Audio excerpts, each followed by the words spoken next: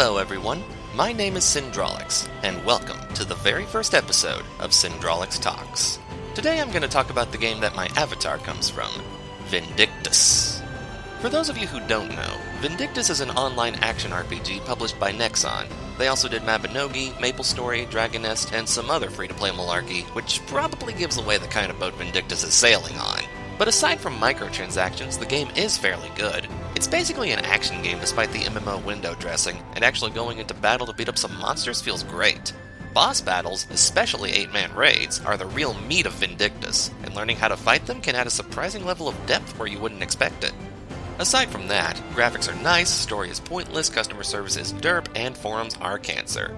Congratulations! You now know everything worth knowing about Vindictus.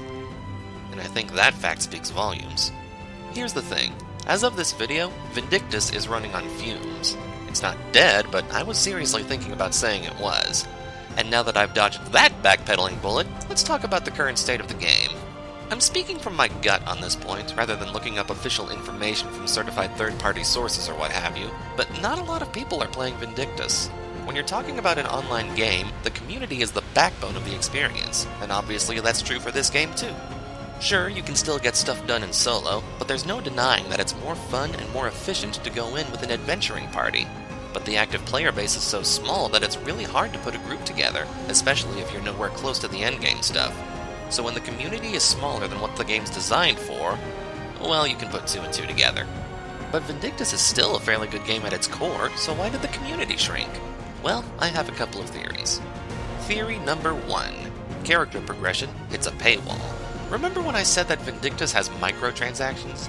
Building an endgame character is where most people sink their money.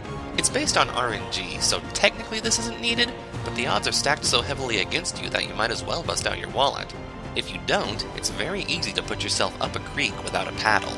The crux of this theory is that some people tried to beat the system. They thought they could enhance or enchant their best weapon without a safety net or a backup plan.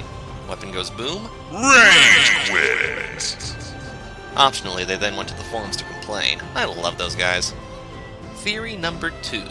The game is old, and updates are lackluster. In other words, it's run out of steam. Pretty much every free-to-play game with microtransactions that lasts longer than a year runs into this problem. In Vindictus' case, the updates are getting pretty samey.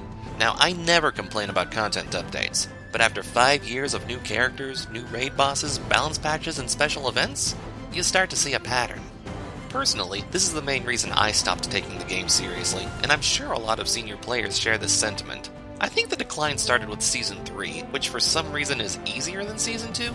Some would say better balanced, which is true, but it doesn't really feel like the developers want to challenge us so much as produce more content for us to slog through. Now, there's no doubt that both of these factors played a role in Vindictus leaving its prime.